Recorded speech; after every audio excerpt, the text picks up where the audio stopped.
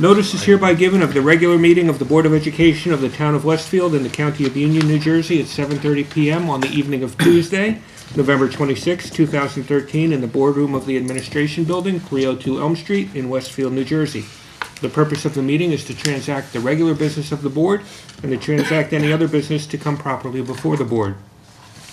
This is to advise the general public and to instruct that it be recorded in the minutes that in compliance with Chapter 231 of the Public Laws of 1975, entitled the Open Public Meetings Act, the Westfield Board of Education on Friday, November 22, 2013, caused to be posted at the office of the Board of Education located at 302 Elm Street, Westfield, New Jersey, and delivered to the Westfield Leader, the Star Ledger, the Westfield Library, the Town Clerk of Westfield, the Alternative Press, and Patch.com, a meeting notice setting forth the time, date, and location of the meeting. Dana, could you do a roll call? Rich Matesic. Here. Lucy Biegler. Here. Ann Carey. Mark Friedman. Here. Brendan Galligan. Roseanne Kerstead. Here. Ginny Lights. Gretchen Olig. Here. Mitch Slater. All right. We have a few people out due to the holidays. Mark, could you lead us in flag salute? Sure, please join us. I pledge allegiance to the flag of the United States of America and to the republic for which it stands, one nation, under God, indivisible, with liberty and justice for all. Thank you. Announcements. Gretchen, anything on your end? I do. I have an announcement from the intermediate school. The entire student body at Edison Intermediate School in Westfield participated in Mix It Up Day on November 22nd, joining more than 1 million students across the country to help break down social barriers and to encourage an inclusive school community and learning environment. The day's events included an assembly, teacher-facilitated discussion groups, and team-building activities. Nationwide cafeterias are the focus of Mix It Up because that's where a school's social boundaries are most obvious. During Edison's lunch period, student leaders led games and conversation to encourage their classmates to move out of their comfort zone and sit with someone new. Students and staff alike commented on how the school-wide events encouraged unity and strengthened relationships throughout the building. My son participated and he said it was a great day. He particularly liked the assembly that they had in the morning. So I was going to say the same thing. My daughter actually went up and got a business card from them for my school because that's how much she loved it. very nice. Yeah. Very nice. So. All right. Mark? Yep, I have two announcements from athletics. Here's a wrap-up of the fall season in athletics. The gymnastics team won the sectional meet and placed third in the entire state. Girls cross country finished 5th in the state and 3rd in the section. The boys cross country team finished 2nd in the state and 2nd in the section. All three of these varsity teams won their respective Union County tournaments as well. Congratulations to all of our student athletes on combining the challenges of academics with the rigor of athletics. Also, congratulations to 7 Westfield High School seniors who have signed a national letter of intent with various universities to continue their dedication to academics and sports. Our student athletes include Sarah Cronin for the girls swimming. She'll be going to Brown University. Carly Satung, girls soccer, the U.S. Naval Academy. Mary Randazzo, girls lacrosse, University of Massachusetts. Alexis Cardias, girls lacrosse, attending University of Southern California. Anna Tanji for girls lacrosse, College of the Holy Cross. Caroline Baldwin for girls swimming, she's attending University of North Carolina. And Michael Ayanta for baseball, he'll be attending St. Peter's University. This marks 13 consecutive years in which a Westfield High School catcher has been accepted by a Division I university. Congratulations to everybody. Congratulations to High's Eye, Westfield High School student newspaper. Once a finalist and now a winner, High's Eye, our high school student-run weekly newspaper, is one of only 3 in the country receiving the Distinguished Pacemaker Award from the National School Press Association for newspapers of 8 pages or less. The Pacemaker, which the National School Press Association launched in 1927, is judged and awarded based on coverage and content, quality of writing and reporting, leadership on the opinion page, evidence of in-depth reporting, design, photography, art, and graphics. The other 2 winning high schools are from Ohio and California. In total, there were 350 submissions for pacemakers nationwide. High's Eye has been an integral part of Westfield High School since 1935. Current advisors are Nicole Simone and Rosemary DiBattista. DiBattista, I guess. Sorry. Okay. That's it. Thank you. School-wide and town-wide contests are underway to encourage service to the community. The contests are being hosted in coordination with the Westfield Municipal Alliance, Westfield High School Dream Team, Westfield Public Schools Parent-Teacher Council, Prevention Links, the Union County Department of Human Services, the Division of Planning, and the New Jersey Governor's Council of Alcoholism and Drug Abuse. There is a poster competition at the elementary level, a poetry contest at the intermediate level, and a public service announcement challenge for high schoolers.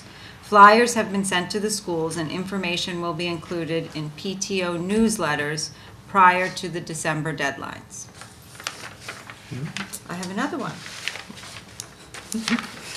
On Saturday, December 7th at 7 p.m., the chorus from Franklin School will perform with the New Jersey Festival Orchestra at the Home for the Holidays concert, a seasonal stroll of timeless classics, sentimental wintertime favorites, and symphonic melodies.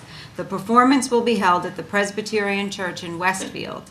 For tickets and information, go to www.njfestivalorchestra.org or call 908-232-9400. There is a special offer for all students K through 12. Thank you. The Westfield Public Schools will be closed in commemoration of the Thanksgiving holiday on Thursday and Friday, November 28 and 29. There will be a 4-hour session on Wednesday, November 27th.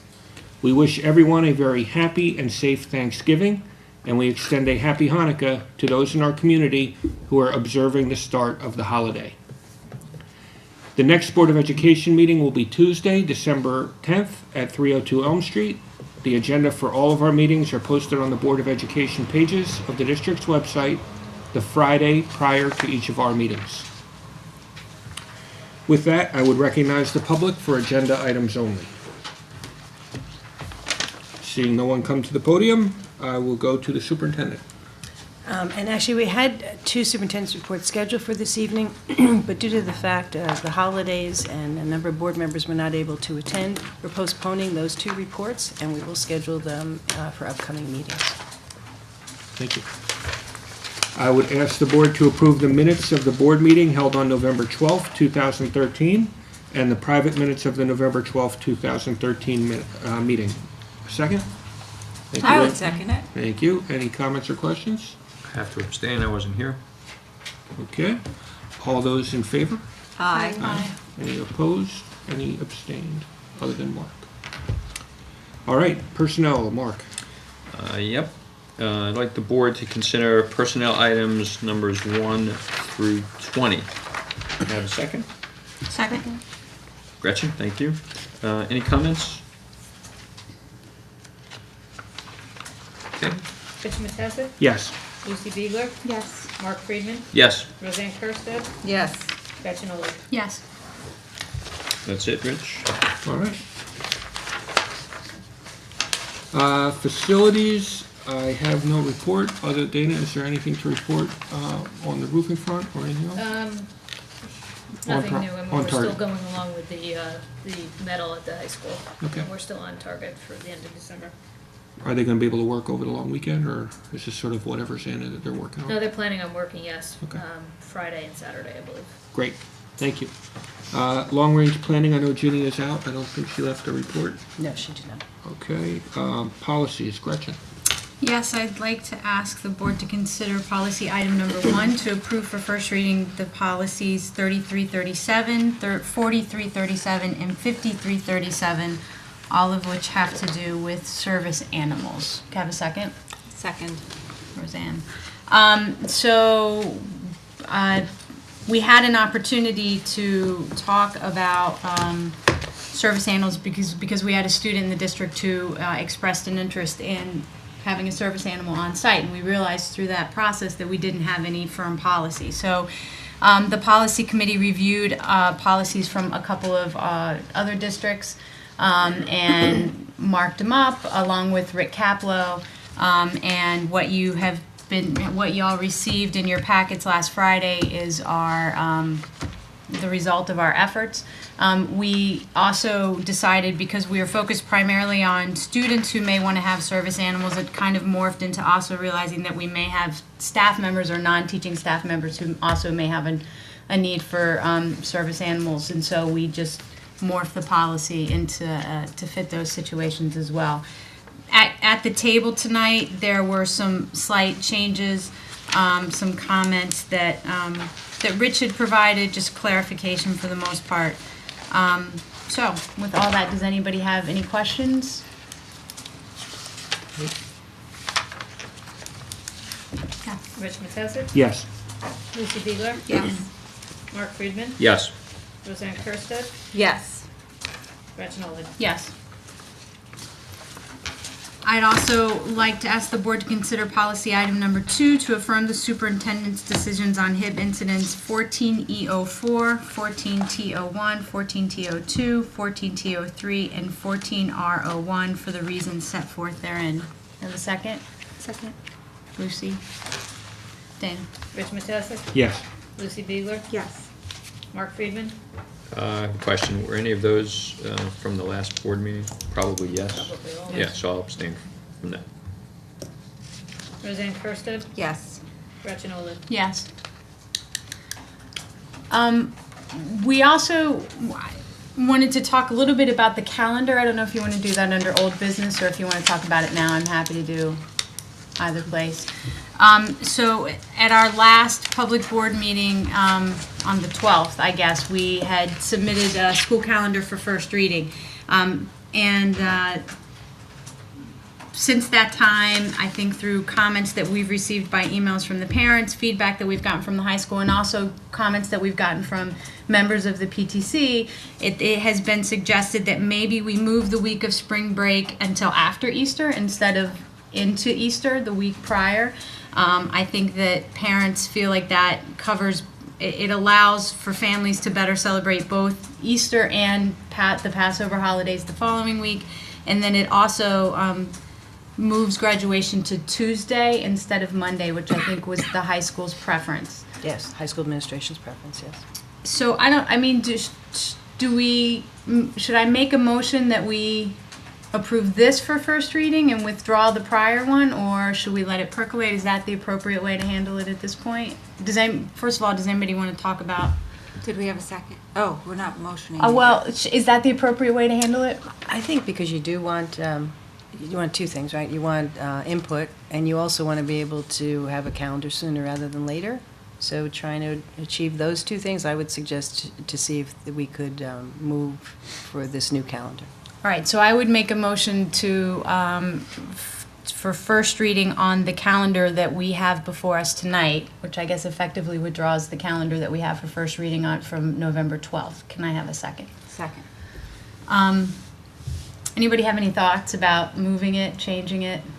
So Passover is the 4th, and Easter is the 5th? Correct, but my understanding is that Passover, maybe someone can clarify for me, it goes through, there was some concern about it celebrating it through the week. Yes. In terms of observing food restrictions and things like that, so. Oh, okay. Oh, because then they'll be in school, they won't be in school and won't have an issue. Right. Sure, that makes a lot of sense. Some of the parents at the Parent-Teacher Council also mentioned that it breaks up. I believe they said there are 7 weeks between January and this newer break, and 7 weeks between this break and the next break. So. Right, it puts one more week between that February long weekend and this too, so. It makes sense, which is why we have first reading, yeah. Right. Just a couple quick questions. So is there one more day off? Is that why graduation moved today?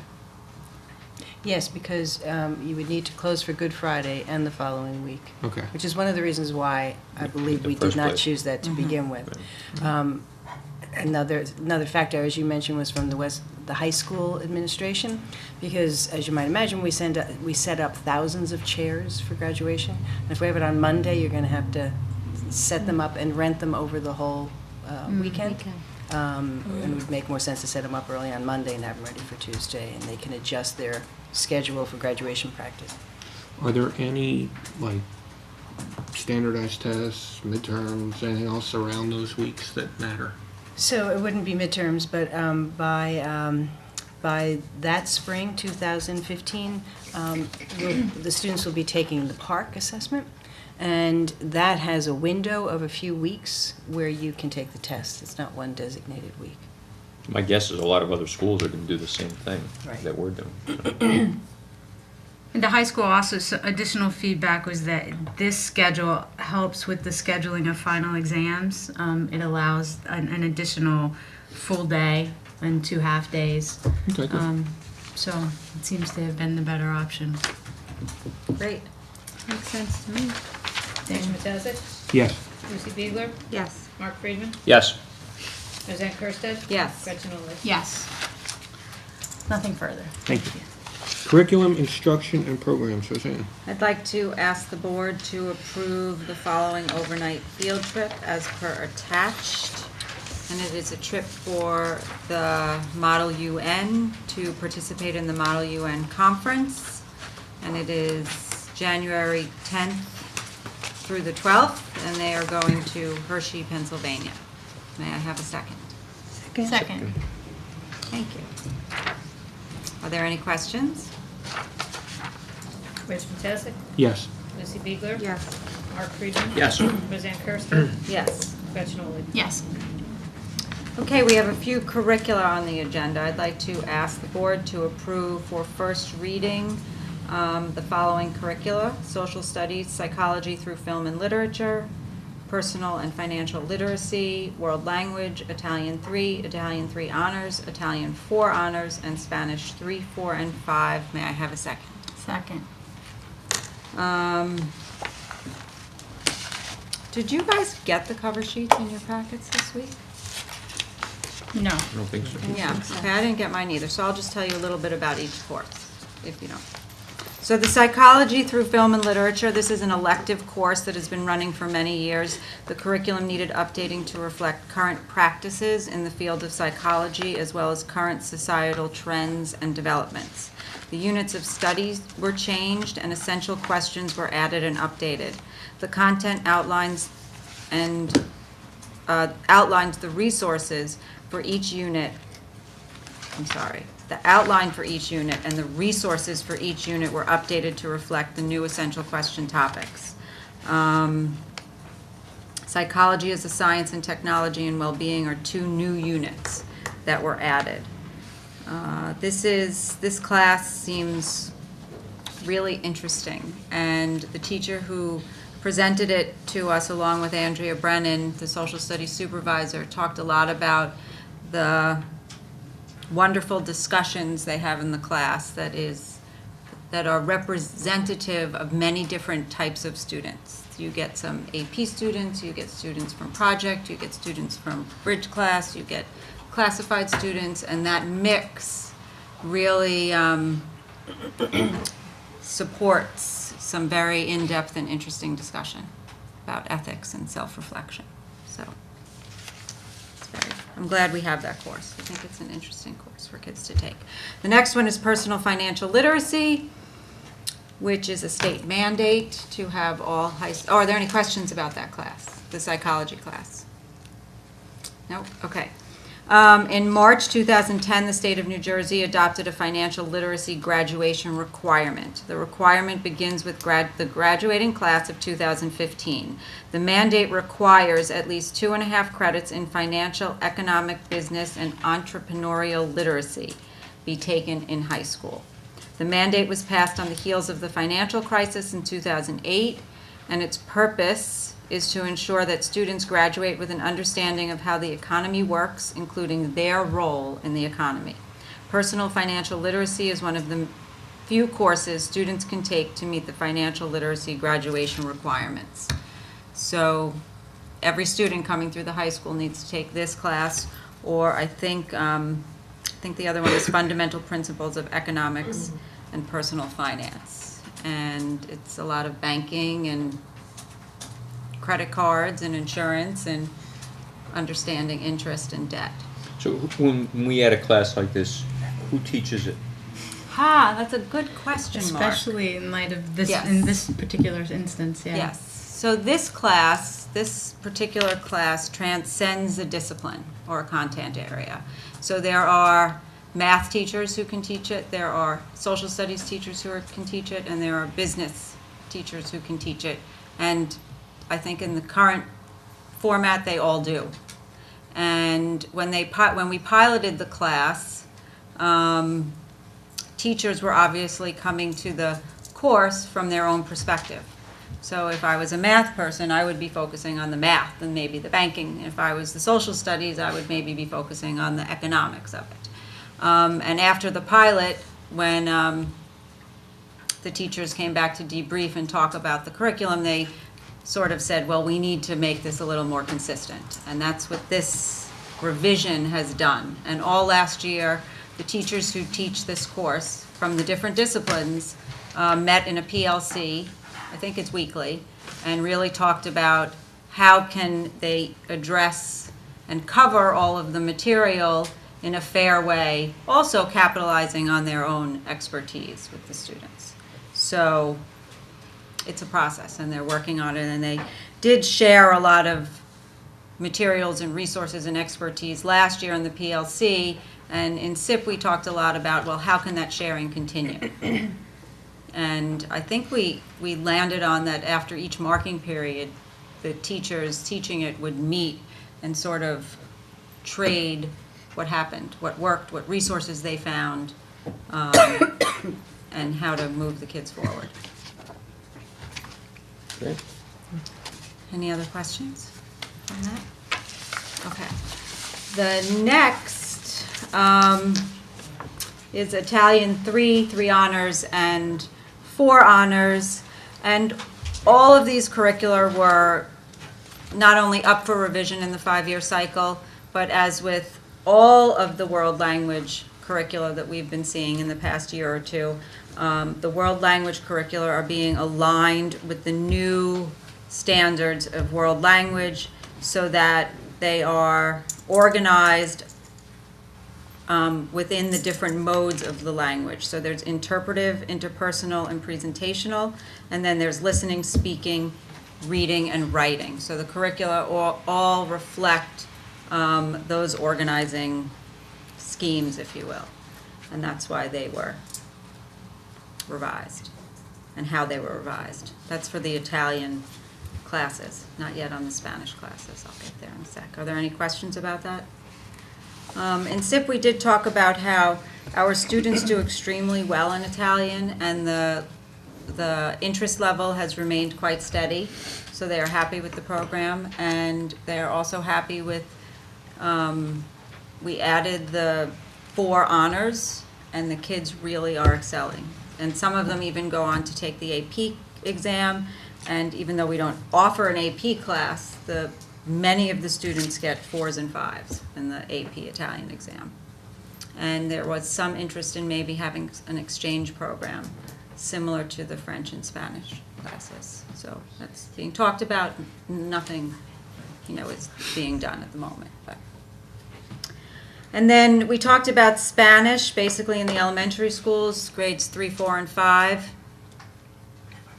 And it's very interesting. It's great that we're introducing a language in an early age. Unfortunately, due to budget cuts, due to time, the amount of time kids are getting the Spanish is very limited.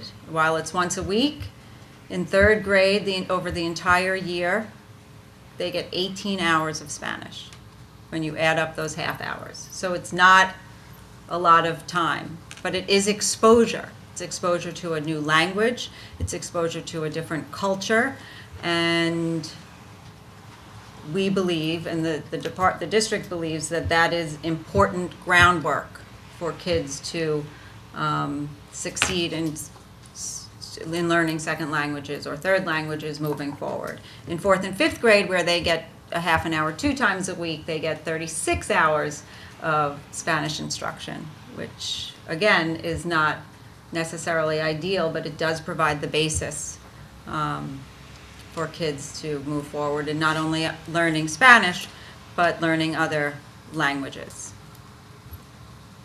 Are there any studies that indicate, like, what's the minimum amount of time that you really need? I mean, it feels like there's something that's a minimum below which it kind of is a waste, and would you redeploy the resources in a different way? So maybe give them more in 4th grade if you could, instead of starting in 3rd grade. Sorry. No, it's just a great question. But we Something did talked talk about that, and David said, and so did the teacher, that they didn't think that taking away from the 3rd grade would not give enough time to the 4th or 5th grade to make up the difference. And they did think that there are studies out there that say the younger the students are exposed to second languages, the better. So they believe that even the half an hour exposure in the 3rd grade is better than using the time in 3rd grade and combining it with the 4th and 5th. I mean, I don't know if there's a magic number, but I think all studies say the earlier you start it, the better. I think he was saying, you know, he missed, I guess we used to do it in 2nd grade, before the budget cuts, and that he thought that was, that the younger the better. I mean, bottom line, that he would, if we had the ability, that he would very much like to see that happen again, so. I grew up in New York City. In 3rd grade, we had multiple days a week, multiple lessons a week in Spanish. Did you? And how's 3rd your grade, Spanish? and I remember. Is it good? No, not anymore, No. but at one point it was good. And that particular teacher made a tremendous, God knows how many years ago it was, and that particular teacher made a significant impression on me because it was a new language and he made it fun, and I learned a lot. Yeah, I have to say those classes are just some of my favorite to go into. The Spanish classes at elementary are conducted entirely in Spanish, and you can watch the students in the beginning, and they're not always understanding it, but then you watch them and you see them picking up on it, and the teachers are really very skilled, and the students do get used to it. And in the 3rd grade, I think a lot of the students just get used to the fact that there is a different language. You know, that if you don't grow up around that, you don't really have a concept of what that really means, I think. But in 3rd grade, I think they start to understand that. We did also talk about consistency and the development of this, or the revision of these curricula, Spanish 3rd, 4th, and 5th grade. All the Spanish teachers from all the elementary schools also had a PLC last year where they worked together to revise this and really worked on, again, consistency of the experiences that kids are having.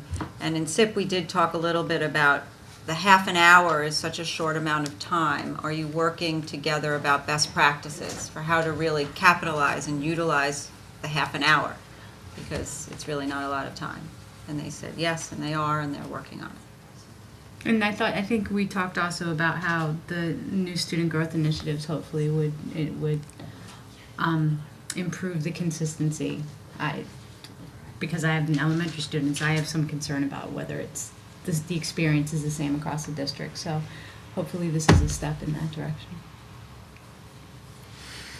I think, any questions? I think maybe we could define a PLC. Oh, okay. Professional learning communities are when groups of educators get together centered around a student need or a curricular goal, and they work together to find resources, do research, to come up with strategies or programs to meet their defined goal, which was based on student or programmatic needs. Wow, that was good. On the spot. So can we vote? Rich Matesic? Yes. Lucy Beegler? Yes. Mark Friedman? Yes. Roseanne Kirsted? Yes. Gretchen Oley? Yes. And Oh, yes, and then we have one other report from Dr. Dolan. Right. Since this area also talks about programs. So Westfield received some federal grants to support some of the special programs in the district. And there were 3 days this past July, that was actually July 22nd, 23rd, and 24th, that the New Jersey Department of Education completed a review of funds received and dispersed from these federal programs. We actually had a team of 7 monitors who spent 3 days in our district in July. And on November 13th, we received the report from this visit. And the report reviewed the district's use of funds to determine whether the programs are meeting the intended purposes and objectives, and also to determine whether the funds were spent in accordance with the program requirements. The program requirements, by the way, go on for over 1,000 pages, so there are a lot of requirements.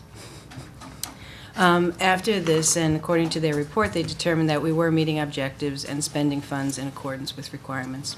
The report did have findings and recommendations. For example, under Title I, it talks about the requested changes to the documents we use for rosters of staff, for timesheets, and letters sent to parents. They also made suggestions for parental involvement and for participation of non-public schools.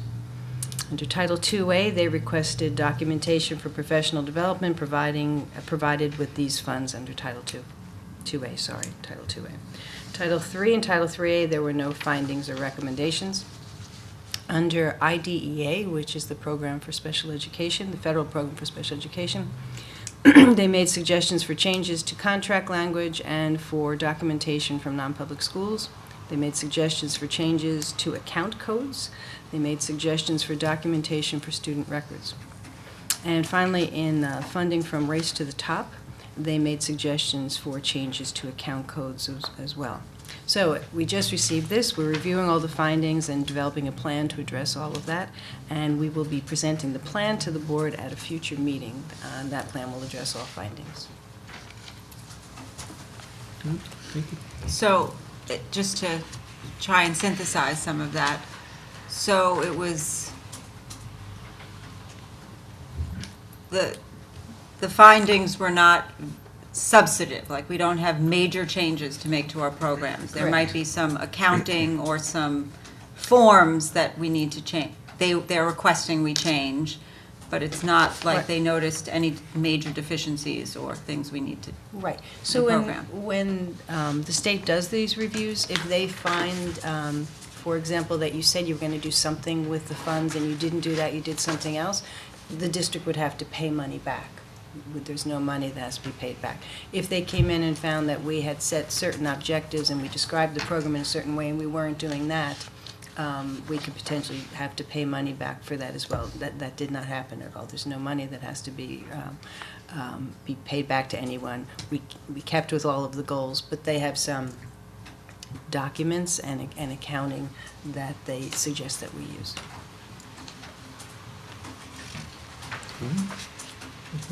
That's all. Okay, finance, Mark. Yes, I'd like the board to consider finance items 1 through 9. I'd like to, I need a second. Second. Thank you, Gretchen. I'll call out 2 items. Number 4, where we accept a gift from the Westfield Coalition for the Arts of $6,735 to the Edison Intermediate School Music Department for the purchase of 10 cellos. Thank you to them. Also, item number 3, we are in item number 3, we're appointing Brown & Brown as the new broker for our employee benefit plans. As often happens, health insurance costs continue to rise. We're seeing that in the district and in looking for ways, creative ways to help mitigate some of those costs.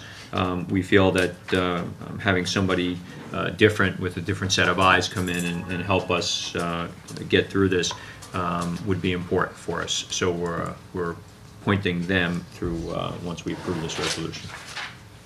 Okay, any questions? Rich Matesic? Yes. Lucy Biegler? Yes. Mark Friedman? Yes, Roseanne Kirsted? Yes. Gretchen Olive? Yes.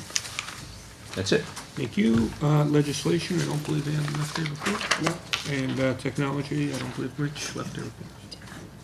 All right, I'd ask the board to note the notes for the record.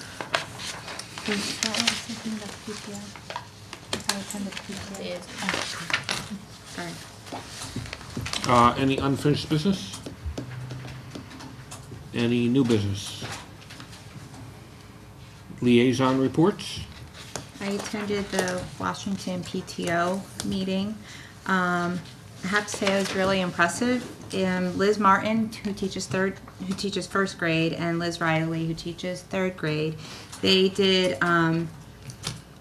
a sample of what a reading and writing workshop would look like, but they really put a neat spin to it. They actually pretended they were in the classroom, teaching the class as if we were the students and the parents just watched.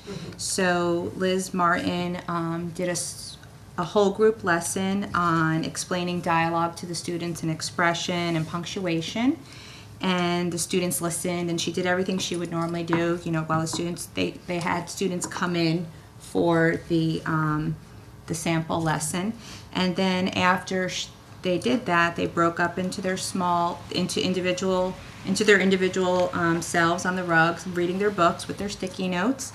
And Liz Martin had on a sound field system, so when she went up to each student and showed how she would speak to the students and had them read aloud, the parents could hear what that sounds like and, you know, what their child actually experiences in a reading and writing workshop.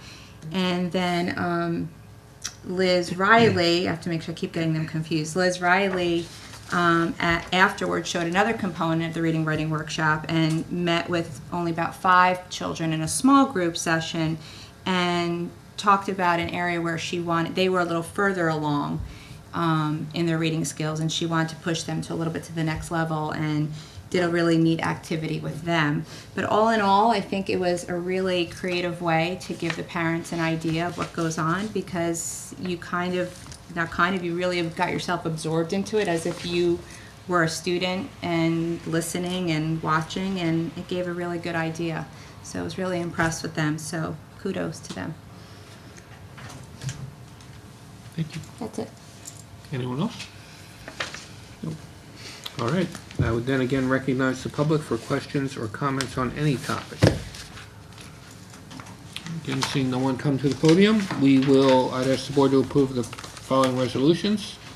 Resolve that the Board of Education move into private session for the purpose of discussing matters rendered confidential by state and federal law, personnel pending or anticipated litigation, and pending or anticipated contract negotiations, and be it further resolved that any discussion held by the board which need not remain confidential, and the results of the discussion will be made public as soon as practicable. Second? Second. Thank you. All those in favor? Aye. Any opposed? Abstained? We are adjourned.